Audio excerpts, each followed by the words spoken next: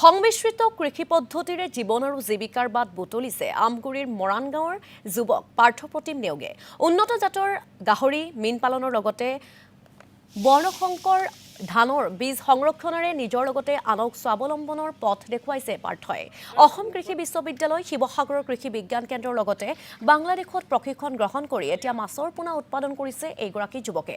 বিজ্ঞানসন্মত আৰু পদ্ধতিগত কৃষি প্ৰণালীৰ মাধ্যমেৰে জীৱিকাৰ পথ সুগম কৰি তুলিছে পাৰ্থপ্ৰতিম নেওগে। এইগৰাকী পাৰ্থপ্ৰতিম নেওগ এতিয়া বহুজনৰ বাবে হৈ পৰিছে আদৰ্শ।